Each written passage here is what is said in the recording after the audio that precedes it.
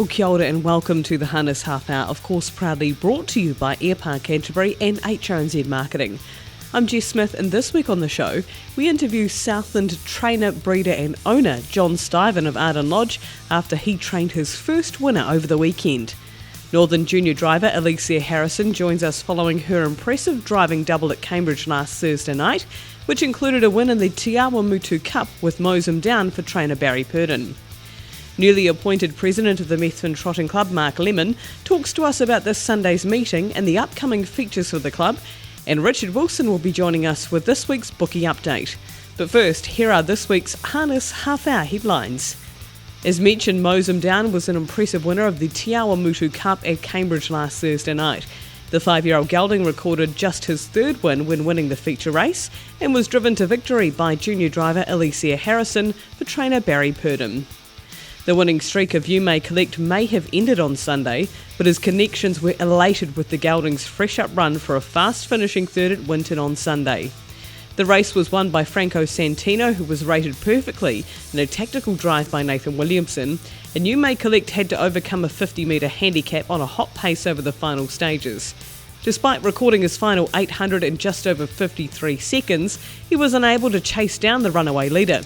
But Kirsten Barclay has reported that the gelding has pulled up well and will aim next at the Hannon Memorial at Oamaru on September 22nd. Well, of course, we highlight many people from all facets of the harness racing industry, and this week we're taking time to chat to Alicia Harrison, of course, junior driver. And well, Alicia, a dream night for you, dream result with 2 wins the other night, but not only 2 wins, but in the feature events as well. Congratulations. Yeah, thanks, Jess. It was a really good night right up there, so really enjoyed. I mean, I wasn't expecting to win the Te Awamutu Cup on Barry's horse, and it was really great. Young Conqueror went so good too. Okay, so just looking at the Te Awamutu Cup, how on earth did you manage to get that pickup drive for Barry Purdon? I don't really know. Scotty Phelan sort of organised it. Barry's asked me to drive a couple before, and either the race hadn't got off the ground or I had a drive already or whatnot. So, yeah, Barry's on holiday, so Scotty organised it because it was penalty-free. And they had the 2 in, so Nate obviously drove one, and so I was lucky enough to get the call up for the other one. Wow, and you couldn't have driven it any more perfectly. What was the reaction from the connections when you were able to win the Cup? Yeah, I didn't really meet the horse's owners. I think Katrina is one of the owners of him. I had a look, so she was really happy. Barry messaged me and said they watched it from Hong Kong or wherever they are at the moment, so he was really happy too, and yeah. Okay, and of course you've had remarkable success in your career with a win in the Junior Driver Championship, but, you know, to pick up a win in that race and then to go on and win the John Villager Memorial with Young Conqueror, would you rate that up there as one of the highlights of your career, that night overall? Yeah, it was definitely right up there, Jess. I mean, any time you drive a double at any meeting is like a pretty good feeling. You sort of feel like you're making the right decisions, and it gives you a bit more confidence in any other drive, I think. So, yeah. But yeah, to win one for Barry and for Anna, I hadn't won one for a wee while for her, so sort of was really nice. Oh yeah, and it's I noticed too that Anna's really supporting the young people in her team. She's taken a bit of a step back from driving and giving you guys a few more opportunities. Yeah, absolutely, Jess. You know, when I first started, she was still probably driving the odd one herself, and she hasn't really, since I got hurt this time last year, she drove a couple, but they weren't very nice ones for her. So, hey, it'd be cool for her to get out there. Hopefully there's one she can have a drive on soon, because I think she does still enjoy it a little bit, but we definitely appreciate her giving us the opportunity. Oh, definitely. Yeah, she's a massive supporter of you guys, and of course Caleb and the team as well. And I noticed that the team there with Anna, you're really forward thinking with the social media. It's very active. So is that a team effort between you all? Yeah, definitely. So Angela Bedwell sort of runs like the newsletter and the syndicate management and that, and then I try and run like the Instagram pages, Twitter, a little bit of Facebook and make monthly videos. And Anna's also really good herself at talking to all the owners and all that side of it. So, yeah, we definitely all work in together. Yeah, and I'd imagine the feedback from owners would be overwhelming because it's the type of social media that you don't see very often with harness racing stables.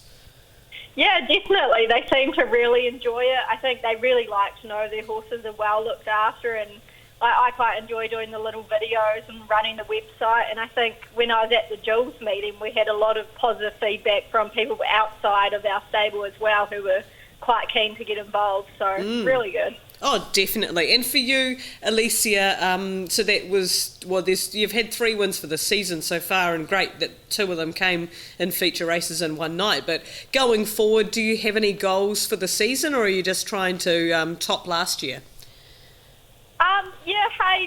With being sort of out of the junior ranks, I'd like to sort of get my wins up there and sort of have a crack at winning the Northern Premiership. Because then that sort of qualifies you for the Aussie trip, which was a really good time last year. So that's sort of my main goal, but definitely just to do my best for everyone I drive for and try to keep the drive numbers up there. Oh, fantastic. Well, Alicia, congratulations again. Just superb drives with Mosem down and also Young Conqueror last week, and all the best for another successful season.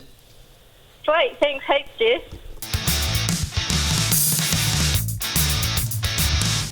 And looking around the world of social media, headlines from New Zealand first and foremost.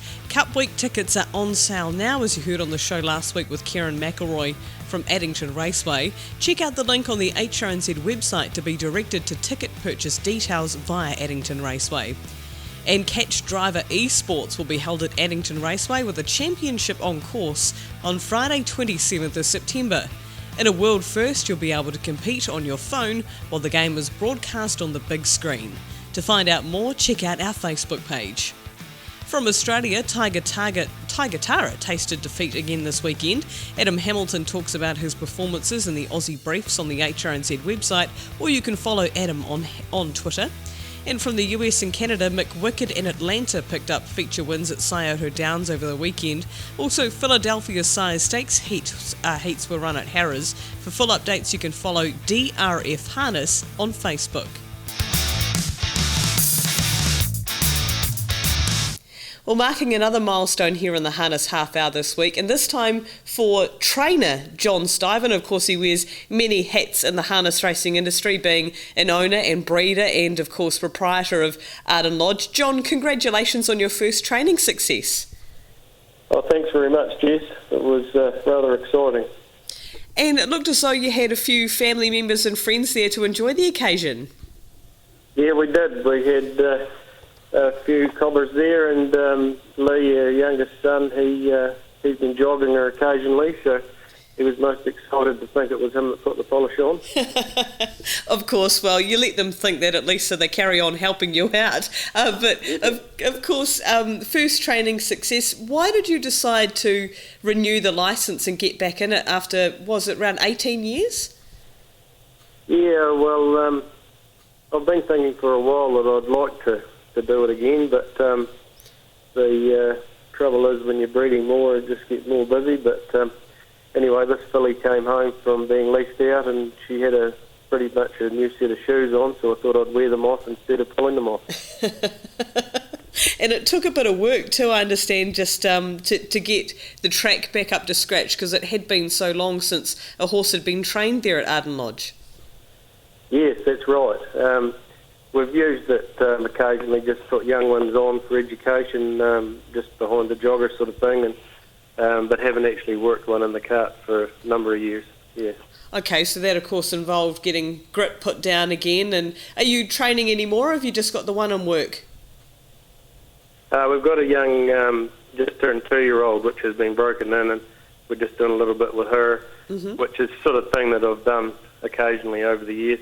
Yeah. But yeah, no, just Tess at the moment, yeah. Yeah, and I guess it's time-wise, you're going to start getting pretty busy with foals coming back from the stud farm and the breeding side of things. So will it take a back seat, or will you just keep pottering around with smaller numbers over the summer and spring? Oh yeah, we'll just enjoy what we're doing with her at the moment. It's been quite an enjoyable experience so far to have a go, basically. Yeah. Oh no, that's fantastic. And of course, as mentioned, you are with, well, you of course are Arden Lodge, and congratulations, of course, for years gone by, the breeders of Arden Rooney who's won the Cup, and you're celebrating a wonderful milestone as well with 50 years with Arden Lodge. Yes, well, it was 1969 that Dad had his first horse, and it's amazing how 50 years flies by in a hurry. But, yeah, there you go. Arden Lodge, can you tell us a bit where the Arden name comes from, John? Because all of your horses have that incorporated into their name. Mum and Dad used to watch a program called Dr. Finley's Casebook, and it was set in a house in Scotland called Arden House. Oh, right. So that's where the Arden name originated. And who would have thought all those years later it would be associated with the New Zealand Cup? That's right, yeah. And the breeding side of things, John, I know you're very passionate about it, but could you ever have dreamed that you'd end up breeding a Cup winner, and what goals do you have now that you've been able to do that? Have you got any other races on the radar you'd like to win? Well, I think every breeder would be pretty proud to win the New Zealand Oaks. Mm-hmm. We'll have to keep trying to have a crack at that at some stage. Yeah. But, no, we'll just keep plugging away doing what we're doing. We were fairly excited at Gore, the previous run we had with Countess of Arden, when Arden Sweetheart had her first win. And she's a horse that we've managed to syndicate, and we've had 2 or 3 syndicated horses which have done very well. We just need to get Honourable Winston to help see what he can do to help the industry get more people involved in the game. I think if we can do that, it'll help the industry know him. Oh, exactly. And syndication certainly is the way to go, isn't it? Because it gives everyone the opportunity to get the excitement and the thrill of harness racing ownership without necessarily having to outlay the big amounts of money that they might have to do on their own if they went that way. Yeah, that's right. And some of those, a percentage of those people actually become bigger owners in time when they pick up the bug, so to speak. Yeah. And aside from the New Zealand Cup, John, as a breeder and being involved in harness racing, has there been any other horse that you've bred or been associated with, or any other race that stands out as a fond memory for you, or as a highlight? Oh, there's 2-year-old fillies race in Auckland that Arden's Darlin won. Mm-hmm. The week before that, she was second, and Arden Banner won the Quinella the Forest Stakes final. Oh yeah. And Mum and I had gone up to that and had a heck of a time getting there with snow and flight delays and all sorts. But managed to get there as the mobile alarm unfolded and blow me down the Quinella bit. Yeah. Wow, that's fantastic. And you've had the pleasure of being able to travel the world too and see some amazing stud farms and stallions during your time. Has there been a place that you've gone that's really blown your mind, or a stallion that you've been able to see that you'll always remember? Oh, we got to pet Some Beach Somewhere, which was unbelievable. Wow. We got to see Always Been Mickey racing and Sweet Lou and a lot of those horses. We've been very lucky in the industry, really. Yeah, and I guess when you're able to see these horses in the flesh or physically see them race yourself, that would make a massive difference when you're coming to choose your stallion for breeding, wouldn't it? Well, I think we're all pretty much dreamers, and when you're getting around the track, sitting behind Countess of Arden and thinking that you might win a race one day, but then you also start thinking about who you might serve her with. She's got a half-brother by Always Be Mickey that looks good going to the sales, so yeah. Imagine an Always Be Mickey had a her down the line, you know. Yeah. Yeah. Yeah, oh, exactly. Yeah. And, of course, as I say, it's going to be a busy time for you leading up to breeding season and the yearling sales. Do you know roughly how many foals you'll be expecting for your mares, all going well this season? Hopefully we've got 16 due, so hopefully wow. we get the majority of them on the ground for the Macca team. We rely on them a lot, and it was rather amazing how it works to be on a trip with them, see a stallion called Methven on, get a horse that you actually end up training to win a race, and they are the sponsors of the race. Like, how do you line all that up?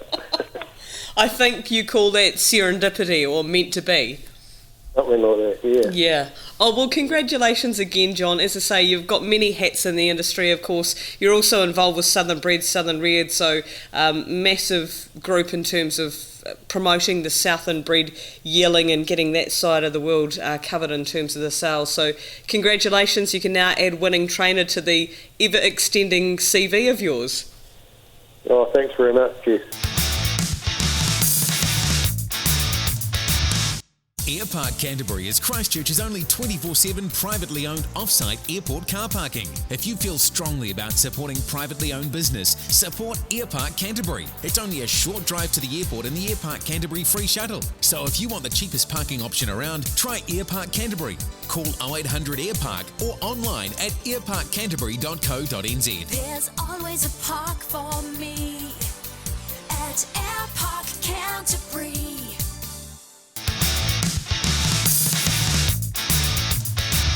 Well, as part of the Harness Half Hour, of course, we like to profile clubs right around New Zealand, and one club that's about to kick off the brand new season is the Methven Trotting Club. They race, of course, on Sunday the 15th of September, and joining me is the newly appointed President, Mark Lemon. Mark, congratulations on the new role. Yeah, thanks, Jess. Yeah, it's been a long time coming. I've been on the committee for 22 years, I think, so you just work your way to the head table at Methven. That's the way we do it there. Yeah. Oh, congratulations. And to be involved in a club for that long, it's something that really needs to be celebrated, because there's a lot of clubs and a lot of volunteers around the country that have people that have stuck by them for a long time, haven't they? Very much so. I think on our committee we've got about 5 or 6 past presidents still on the committee as well. That's huge committee, I think 17, in total. Yeah. Oh, that is fantastic. And of course, a lot of work going on behind the scenes with the way the clubs run in terms of utilising the grounds for crops and getting income that way. Yes, it is. And a couple of additions we've been working on as a club is the Methven hot pools are a feature that have recently received some of Shane Jones's funding. And they've got a contract on 2 hectares of land of the racecourse. Wow. And they are soon to put the building out to tender for building the hot pools. So that's exciting. Aiming for December next year. Wow. Completion date. So yeah, that'll be good. And good for Methven. And we were approached to see if we'd sell some land to them, and we did, because it's good for the overall community. Oh, exactly, and being such a tourist hotspot as well, you know, it fits in well with Mount Hutt just being up the road. Very much so, and we've got some surplus land at the bottom end of the farm as well, which we're looking to do as a residential subdivision, so there's a lot going on in the space at Methven, which is outside of the racing operations as well. Well, very, very busy, and that's probably why you need so many dedicated committee members, I'd imagine. And of course, 15th of September we mentioned coming up with first meeting, the spring meeting, and also really special being the Clubs of Canterbury 12th anniversary race meeting. Yes, it's a very worthwhile linkage with Keith and his crew, getting all the clubs there on the day. It's our job really is to help put up the huge marquee that goes up on the Saturday, and that in itself is an effort and a half. I can imagine. And yeah, we've done that for as you say, 12 years now, and it's a fun day. You know, you go inside the marquee and she's all go on that day, and it gets people on course. They love the day. In fact, we hear from some of the clubs that as soon as the lists go up on their notice boards at the clubs, they're filled straight away. We could probably take twice as many. Well, they say they could bring twice as many people, but logistically, it just overburdens us. And 500 to 600 is sort of about what we can what we can comfortably handle. Well, that is an outstanding effort, and as you say, 12 years to have that relationship still going strong speaks a huge amount about the club's relationship with them. And of course, in October, Mark, you've got the annual Methven Cup meeting, which also coincides with the Punter of the Year, and that is always really popular. Yes, it is, yeah. I think last year we had 24 or 25 teams. Wow. And, there's often a group comes down from Auckland, and they challenge the locals, and the locals like nothing better than to beat the whale and his cohort. Of course they do. They like to have those bragging rights, absolutely. So that's Sunday the 13th, and of course Methven Cup historically has been a New Zealand Cup lead-up race, so you're always guaranteed to get some kind of star that you can put up on the pedestal. Yes, we usually get a good field. Sometimes there's quite a spread in the ratings range, but it's usually a great race. And 3,000 metres at Methven is not for the faint-hearted, going uphill for the final stretch. And it's a different type of race, but yeah, Methven likes challenging these horses and see how good they really are. Oh, definitely. It's always a very special race. So that's on Sunday the 13th of October. Friday, November 1st is a new type of meeting for the club. It's going to be a twilight meeting with a bit of a twist. Yes, it is. Yeah, we're going to target it as a contractors meeting where we have in the rural community, we have a lot of contractors, and they have lots of men who are interested in sports, and some of them aren't race goers. But on that Friday afternoon, we've had good support from these companies to set up a tent and bring a barbecue along and shout for the men on the day. And we go to it's going to tee off about 3 o'clock, 3 till about 6 o'clock, and 8 races, and hopefully half hour apart, quick fire meeting. Beautiful. And that'll target the maidens and low rating horses. Okay, fantastic. So, of course, it's Friday, November 1st.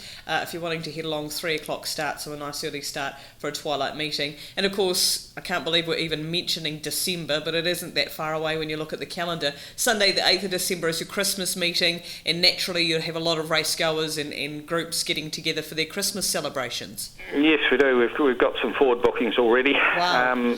Groups bringing 100 people. We've got a couple of them.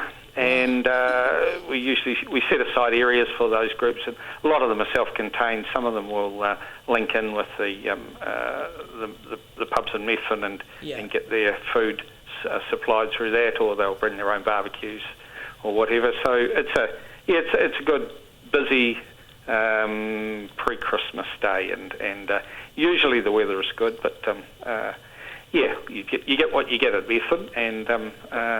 But we usually have a very strong crowd for that day. Oh, absolutely. So that's all before Christmas. We've got 4 meetings. Sunday the 15th, which is coming up this week. October, Sunday 13th, Cup meeting and Punter of the Year. Friday, November 1st, the Twilight meeting. And then Sunday the 8th of December, historically, the Christmas pre-meeting. And as you alluded to there, Mark, you do have groups that come along, and the local pub can do the catering. But through your website, you've got various points of contact and how people can bring a group along and be catered for.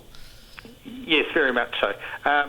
Or they can bring their own tent and set themselves up as well. So get in contact with either Penny, our secretary, via the website, and we've got a couple of our guys on the committee who are dedicated to their looking after those groups on the day and setting their own specific areas up for them and keeping in contact with the groups. So we try and get as many people on course as we can. That's how you get your next generation of enthusiasts, really. Exactly. For many people, that was their first experience of harness racing as a kid and having a picnic at the track. So very, very important. And once again, that website is methventrottingclub.co.nz.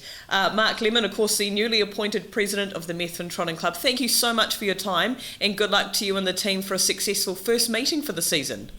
Thanks, Jess. Yep, it's all go. We were up there last Sunday for a working bee, and I think we've got 2 working bees next week before the race meeting on Sunday. So, there's a bit of time goes into it, but most people, we enjoy our time. We don't begrudge our time. Fantastic. Well, all the best, and thank you so much for your time today. Thanks, Jess.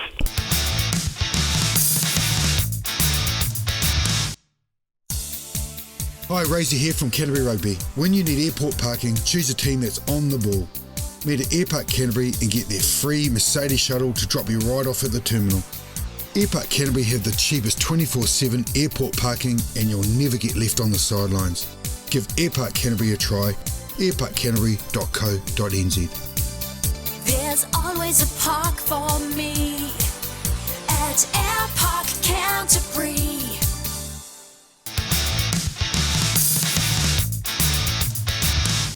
Well, of course, it is that stage of the podcast. We head to Petone via phone to catch up on the latest news from the Bookmaker's desk. And Richard Wilson is joining us yet again. And, gee, Richard, looks as though the multi-punters have really been doing some damage. G'day, Jess. Yeah, that's right. Last week, multi-punters all over us, particularly at Winton. That's where they did most of the damage on Sunday. So it was all right. The start of the week, we were looking good, and then it all came crashing down. Started off on Thursday at Cambridge. It was quite a quiet start. Very few big bets there. 900 on Young Conqueror at 2.30 was the best bet. That was in race 9. There were $3,000 bets early on. Romanite at 2.70 in race 1. $1,100 and $11 on Highland Queen at 5.50, and then another 999 bet at 4.80 in race 2. Big push for All on Black in race 8. 500 at 4.40, the largest bet, but there's a whole stack of slightly smaller ones in behind that. Just short of 9,000 on that one in the win book. In general, plenty of smaller bets on most of the horses there.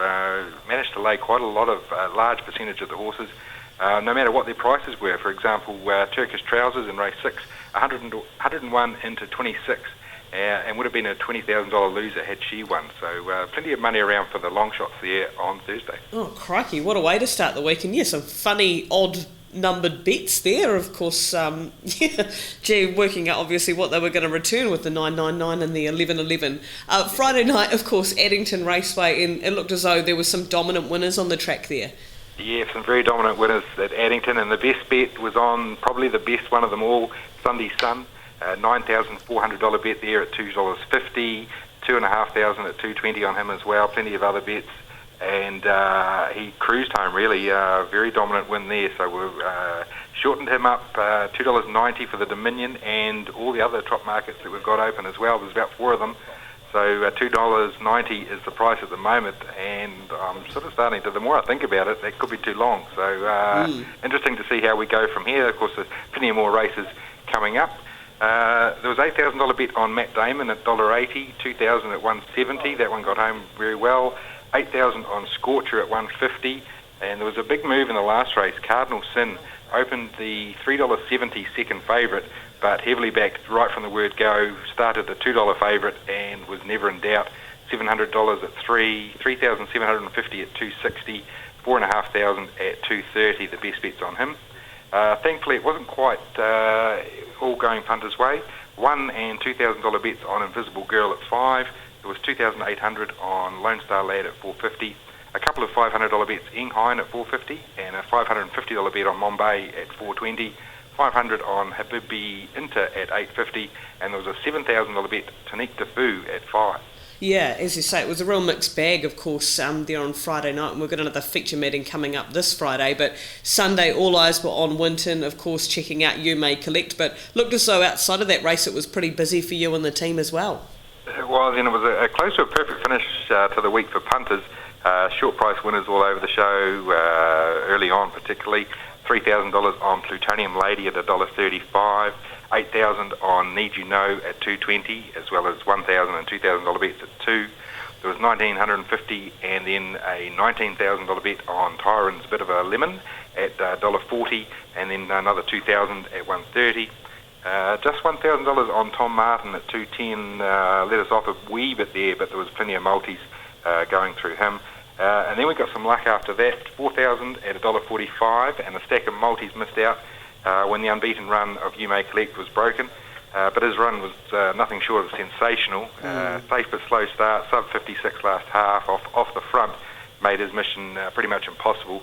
He'd have gained admirers, if anything, though, I think, after that. So he's definitely right on track for the upcoming features. There was a $1,000 bet on Davey Mack at 12 in the trot. That was a bit of a concern to us until he broke at the start, so it didn't the concern didn't last too long, thankfully.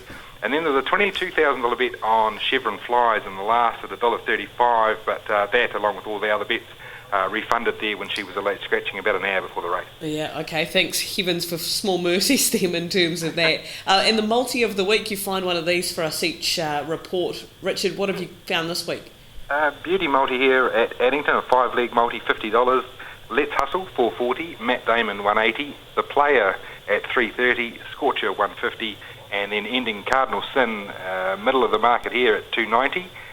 Returned $5,684.58. Yeah, nice work off just $50 as well. And best and worst cash out options of the week. Yeah, got a couple here. The best cash out here, $29 9-leg multi. They had Scorcher at $1.55 and Mikey Maguire at $3.40 in there. There was 3 Aussie League matches, English Super League match, 3 US tennis matches. Would have returned $4,701. But with 6 right and 3 leagues to go, the bet was cashed out for $552. And then Hull Kingston Rovers at $1.36 head-to-head went down to the London Broncos, and Dimitrov was beaten by Medvedev. So he didn't get 2 of the last 3 right. So a very good decision there to cash out. Yeah, and well done with the pronunciation, because I wasn't going near that with a 50-foot barge pole as well. What about the worst option?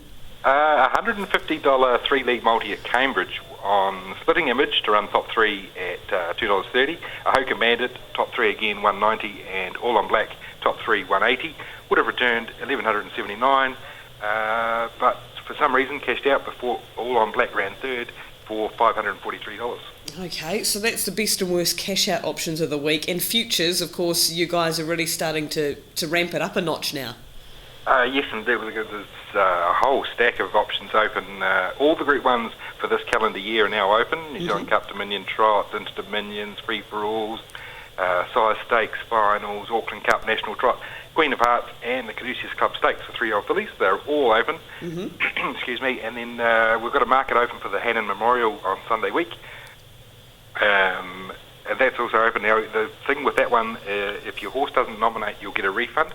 And we'll be looking to do that for the upcoming, all the lead-in races to the Cup and the Dominion in the weeks to come. About 2 or 3 weeks out from the race, we'll be opening up those futures. Wonderful. Well, that's great work by you and the team, and to have all the feature races for the calendar year, given we've just gone into September, that is outstanding. So check out tab.co.nz to look at those future markets as well. And the week ahead, well, it's not getting any quieter for you guys. No, it's sort of ramping up a bit. Another Thursday off, though. That's quite good. Quite enjoy that. We've got Addington on Friday with the Ordeal Trot and the Avon City Ford New Brighton Cup, leading towards those feature races, as well as Auckland on Friday there, and then Methven on Sunday. Big grass track nominations I'm predicting. The fields will come out later today, hopefully. And, excuse me, final field markets for those Addington features, they'll be open tomorrow. Fantastic. Loving your work, Richard. I know you've got some greyhound markets to go and look after now, so keep up the good work and we'll catch you next week. Yep, not a problem, Jess. Thank you. Harness racing wise this week in New Zealand. Thursday night, a quiet one with no harness racing action. However, Friday, it's all go. Addington and Alexandra Park competing, of course, in their regions. And at Addington, we have the Ordeal Trotting Cup and the New Brighton Cup on show there at Addington Raceway. And on Sunday, we kick off grass track harness racing for the new season with Methven there at Mount Harding Racecourse. And that's it for this week's Harness Half Hour. Thanks to Airpark Canterbury and also HRNZ Marketing. Don't forget the podcast is available via the HRNZ website. On our Facebook page, you can also head to tab.co.nz and check out the Punters Lounge. We're also on Spotify and iTunes. Thanks for tuning in this week. We'll catch you again next Tuesday.